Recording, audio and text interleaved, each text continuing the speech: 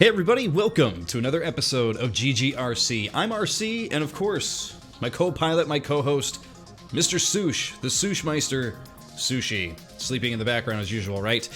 Today, we are checking out Sure Footing. Now, I don't really know much about this game besides it being an endless runner in that it came out today, March 30th, 2018. This is by Table Flip Games, and right now, if this game interests you, it's available on Steam. This is where we're playing. It's a PC game. It's on Steam. It's available for $8.49. The normal price is $10 though, so that you get a 15% discount on it because it's brand new. Again, haven't played this yet. We're going into it blind here, so let's jump in.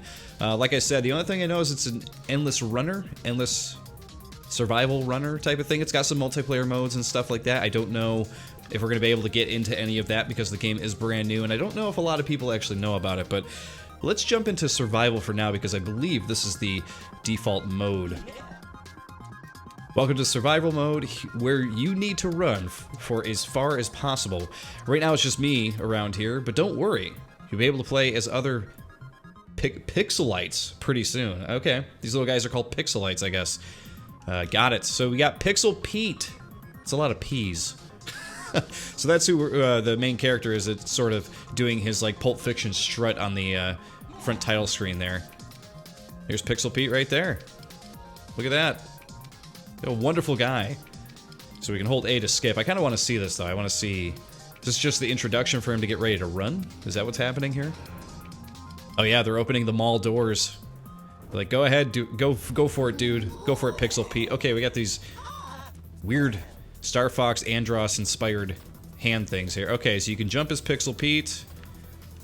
And that looks to be about all we can do. So let's jump. We're picking up circuits or something. Oh, we got some crazy jumping going here. I really like the look of this game. Love the neon colors. Very, very cool looking. Take it a little bit for anything to amp up here, though. Okay, there we go. There's some hands. There's the boss. Alright, again, as I mentioned, like, I'm not controlling Pixel Pete at all. Whoa, big jump. But we missed one of our little circuit things to pick up there. Not sure if that's going to be a problem or not. Jump for it, Petey boy. Jump for it. Up, up, up.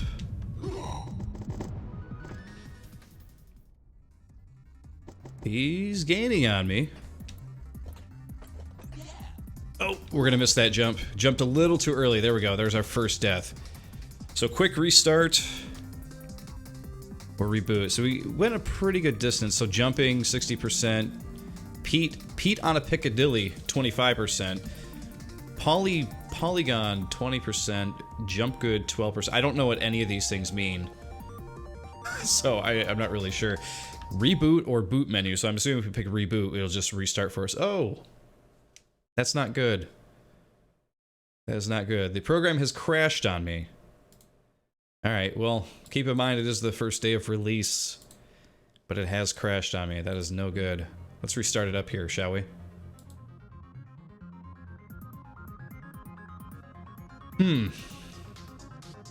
Just when I was getting into it, I was gonna be like, yeah, let's reboot. Let's run again, shall we?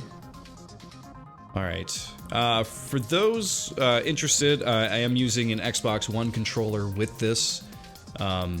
You can use a keyboard if you like. Keyboard controls for the menus are a little weird. You don't use enter to go through menus, you use spacebar. But the controls for the gamepad seem fine. We have 55 chips. We can go into the shop maybe and see what's in here. So hey, you made it. This is the Cashville Market. Here you can use your MIPS. So they're called MIPS when you pick them up, to buy new items for use in survival mode. We can learn to jump higher and run faster. Try out some cool new outfits or grab some power-ups that will give us awesome new abilities. Okay. So we got, let's see, characters. We already got Pixel Pete. Alright, so to get Polygon, we have to play survival mode 5 times as Pete. So apparently did not save our first run on survival mode because of the crash. To get Blip, it's the same. 5 times. Plunk. So you unlock everybody by just playing survival mode 5 times. as separate characters. So I'm really interested to play as Plunk or Blip, though, because they got a much different look. Between Pixel Pete and Polygon, they're kind of just like a reskin. Just not super exciting. But then again, you know, it's the whole Pac-Man, Miss Pac-Man thing. I don't know, maybe that does something for you. Who knows? Alright, so we do have some things here to unlock, but it doesn't look like anything important. Vector Dash, you can unlock that. But that's for hitting a spring 10 times as Poly. So you have a lot of different challenges you have to do with different characters, it looks like. So what are we actually doing with the MIPS? What do those do? Okay, let's play survival again here.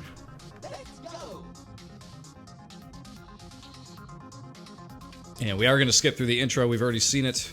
It's nothing super special. Okay, so it is randomized, so that's good to know. Hit the spring. There we go. Oh, almost lost it there. That could have been really bad. Hit the MIPS. There we go. Alright, so yeah, survival is randomized. You can see that this is much different from the first one that we played. Hit that spring. I don't think we're going to make it to the top of that. I can't hit those springs. We need like a higher jump or something. Oh! I keep doing that little thing where I accidentally hit that top area. I think... Ooh! He is right on me right here. He's getting close. Make that jump.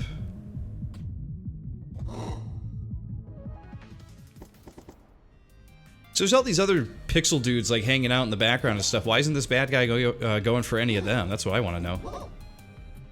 Why is he only interested in Pixel Pete? What did Pixel Pete do? Oh man, I get flung all over the place. Was I supposed to do something different there? I just hit a bunch of springs and it threw me, it kind of spit me out. I don't know what I could have done any different there. Alright, pick up these MIPS. Nope, that's gonna keep me from moving along. I don't know what I just picked up. Some kind of square thing. Woo! So there are two different springs. There's springs that shoot you up a little bit, springs that shoot you up a lot of it. Okay. So playing this is just a matter of judging and knowing like how far a spring is going to throw you before you jump over it or jump onto it. That's going to be up to you to figure out, I guess. Now, I did see in the options that there was the option to turn off tutorials, but I haven't seen really any tutorial stuff yet. Like, nothing has been like, hey, do this to, you know, jump higher, or make sure to look out for these things. I haven't seen any of that yet. Here's something. MIPS. It's interesting, because I was just gonna say how strange it is that, like, the first survival mode that we ran through, there were an absolute ton of those MIP things, and this one we don't seem to be seeing as many. But we just ran through a pretty large area with them. Here's some here. Not that it matters a whole lot, because I don't really know what they do. They apparently are not used in the shop, even though they keep a tally of how many you have. Which is a little strange. Woo, big jump.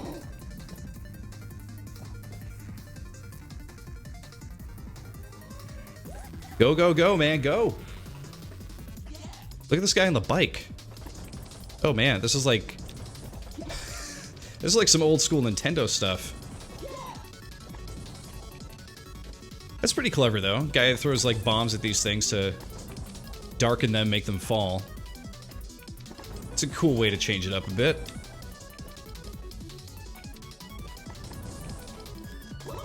Woo! The challenges are a bit weird though. Considering to unlock characters you gotta play through survival a couple times, or at least play it a couple times to unlock a character. It's pretty interesting that they chose not to go with the, you know, make it this far a distance with Pixel Pete or something to unlock Polly. I've definitely gone my furthest here on this run. Oh, that's another jump. Where am I gonna land? Okay, there. Oh, this is... oh, I'm not gonna make it after this. I can't... oh, okay. There was stuff under me. That worked out pretty... oh, and then I missed the jump right there. That sucks. And we got an achievement for jumping 50 times, it looks like. Okay, interesting. Let's go to the boot menu here. Now, I want to see if this actually... Good job, you've unlocked one of my power-ups down here in the workshop. Hi, I'm Pascal, and I program an assortment of hacks and mods that can make your life a lot easier. Come and see me in the casual market when you're ready. Okay, good. I'm glad we came back, because we are going to go talk to him. So, I bet this is one of those situations where you unlock it and then you buy it, if I had to guess. Alright, so we made 43% on that. Land on platforms 250 times, so that one we'll get at some point. Epic squat training is going to help add some real height to your jumps. So that's going to give us some better jumps, which is pretty cool.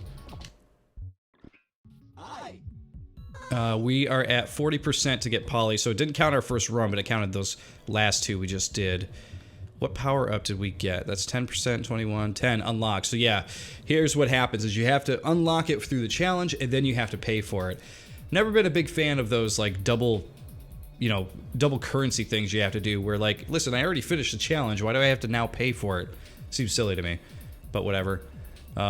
So this one is jump overload. We overloaded the jump function. You jump higher and farther, but it takes time to charge up, so keep that in mind. That's pretty cool, though. We'll try to unlock that one at least through here. So we should probably make a quick goal for survival here. Let's try to at least unlock poly and maybe unlock that thing, and then we'll check out some of the other modes here. There's a challenge mode in here too that I'm interested in checking out once we get over to it, because if they make some cool challenges in this game, I could see it being pretty fun. But again, from what you've seen so far, I feel like this is a game that you're already going to kind of judge whether this is something for you or not. Again, it's a $10 game. It's an endless runner. Pretty much all you're doing here is jumping. There's no actual movement or anything like that. So if you're into actually controlling your character in a platformer, you know, that's not what you're going to get here, unfortunately. This looks like it's more about just timing your jumps to the right times and making sure you don't get captured by this weird orange hand dude.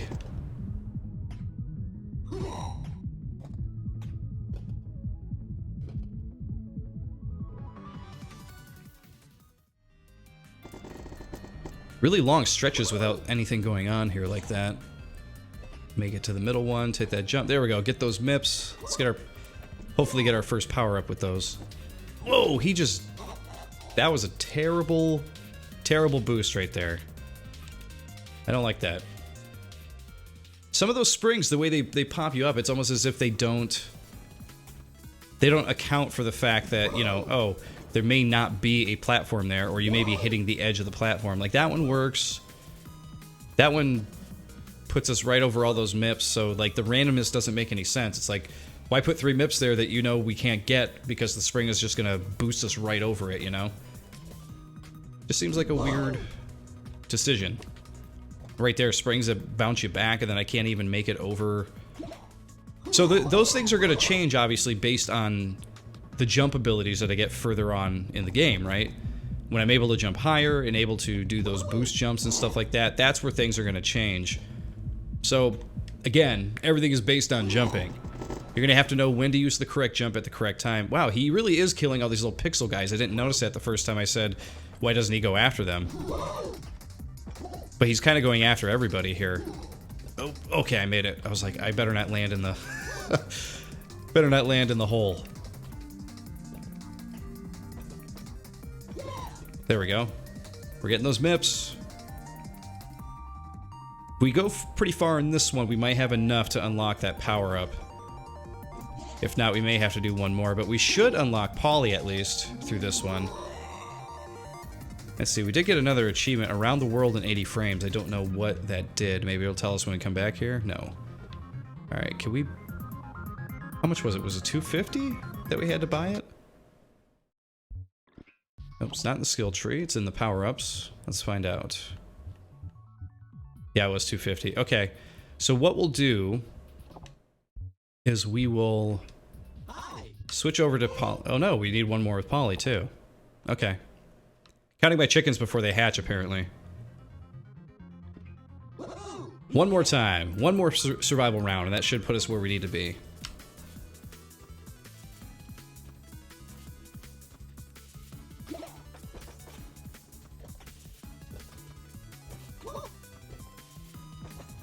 Interesting, the name of this game. Oh, okay, that was that was friggin' terrible. I gotta have to remember that those are gonna bounce me back like that. But interesting they didn't call it like, you know, running in Pixel Land or something like that, considering all the pixel talk with the characters and whatnot. That is... oh, I thought that was in the hole again. Okay, that's going to be enough to unlock our power-up, which is cool. But yeah, I was surprised it's called Sure Footing, and it's not called, like, you know, Crazy Attack in Pixel Land or something to that effect, you know. Let's head back. We should have unlocked both things now. Yep, character unlocks. Okay, so we can get Pollywog Pixel Lady, right? But we can also get our ability, so I want to check that out real quick.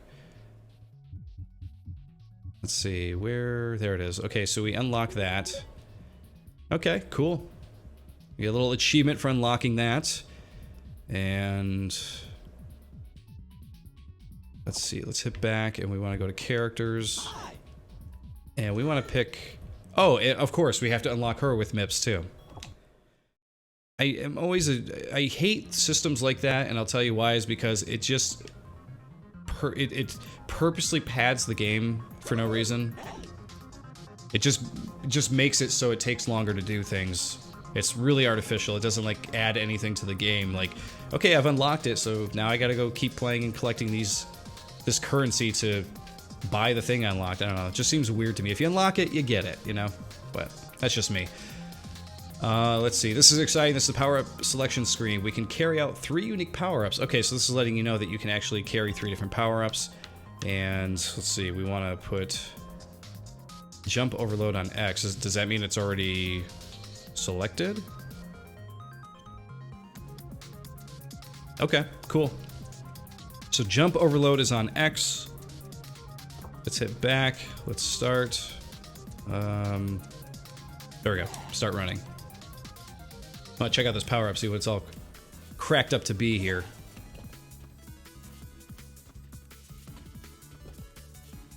Here we go. Take a fall there. Run, run, run. Alright, where's a good place to use this jump? Ooh, probably right there. Not there. But that does give us a big boost, doesn't it? Unfortunately, did not collect any MIPS that time. Alright, ready? Big jump. And as you can see on the bottom, it does need to recharge, so it's not a one-time use thing, which is kind of cool. Big jump. Be nice if we could use it in midair, though. Glad you agree.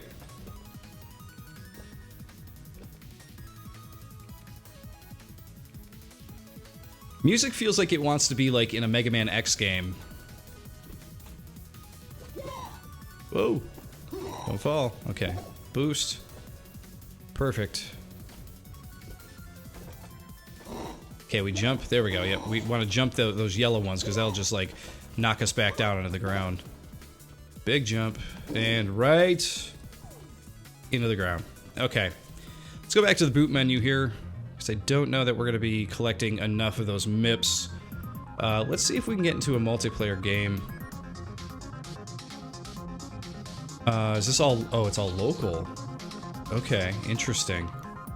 I thought that this was going to be online, but it's just not. So it doesn't look like we'll be playing any of that today. Interesting choice to not make it an online game. We do have leaderboards here. But let's see what the leaderboards are all about. Failed to load the leaderboards. Okay. Again, first day... I don't know. First day glitches, I suppose, right? Let's check out the challenges then. So Polity, I've been working with these merchants in the casual market to make new unlocks you could use to help us out. Problem is, Ramrafstar has made a mess of all the dynamic memory allocation. Now the upgrades are locked behind these silly challenges. If you can complete these tasks, then the shopkeepers can sell you the items over in the store. Got it. Oh, okay, so these challenges are literally just... okay. So this game is literally just the survival mode, and you get to choose between that, doing it single player, or doing it multiplayer. Because I thought challenges was going to be like, hey, collect this many MIPS on this crazy map, and that was going to be the challenge for it, but apparently that's not the case. Apparently, that just means that, you know, these are the things we need you to do to unlock these things to buy with MIPS. Weird choices. Let's see. Okay, so these are your player statistics for your profile. It'll let you know like how long you've run, you know, your total distance, your best survival distance, how long you did in one run, how many survival games you played, how many deletion fragments, fall fragments. There's all kinds of stuff in here for that. But the core game says I purchased a costume. All right, so let's pick a costume. Runner Pete, Marathon Pete, Jogger Pete, Sprinter Pete. I'll go with Marathon Pete, I guess. And sign the power up again. Okay, we're good. Oh, we took it off. There we go. Yeah, again, controls can be a little confusing at first like that, but I do like this, like this mob, you know, suede mob tracksuit that Pixel Pete is wearing. It's pretty funny. So yeah, I know that this is just like a $10, you know, infinite runner type of game. I do like the look of it. I think it's got a unique style, if I had to say. Games nowadays kind of struggle to have their own visual identity. I think this one does a good job of creating one for itself. The unfortunate aspect is that this game is kind of a little one-dimensional. It seems a bit expensive, you know, $10 for what it is. There's a lot of stuff to unlock, it looks like, but like, considering everything is just basically a survival run, you know, to what end would you want to, you know, unlock all this stuff? That would be my question, you know. But it's not a bad little game. It controls well. I mean, the only thing you're doing is jumping, so it's a game you can play with one hand while he jumps around. So if that does something for you, you know, this might be fun. But again, $10 seems a little steep for a game like this.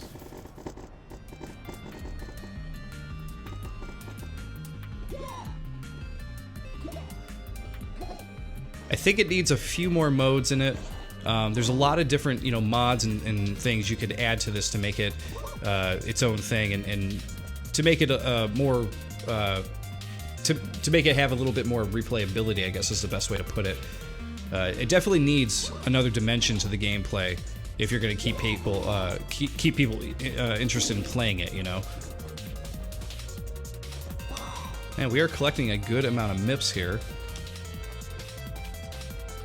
Maybe we can actually unlock Polly by the end of this. No promises, but there's a possibility if we keep going the way we're going. Oop, that was not a good jump. Jump from here. There we go. Up we go. Wow, no MIPS on any of this stuff, huh? Whoa, now we're upside down. Okay, that's new.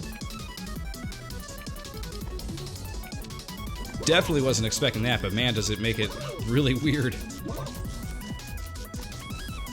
They gonna give me an achievement for finishing an area upside down? That would be cool. Was not expecting that.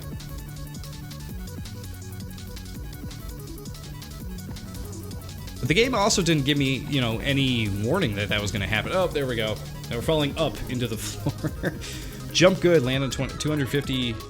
or land on platforms 250 times, so we did finish a challenge, so that's good. Let's see how many MIPS we're left with here. We did unlock another skill. Hello, my name is Esbob, and I'm here to make you stronger. Put that internet cookie down. We are going to turn those puny pixels into muscles. Come and see me down in the gym, to the Cashville market, to start your training. Okay. Let's go see what he's got for us real quick. Yep, so we do need 125 to unlock this better jump here. We'll just go ahead and buy this, I guess, so we have it. But there you go, everybody. I guess that's sure footing. There really isn't much else to go over because that is pretty much the game. Like I said, I pretty much have already summed it all up. It's not bad, but it does need a bit more of something to keep people interested in the game, to keep playing it. Infinite runners have been done really well in the past. Runner 2 was really, really good.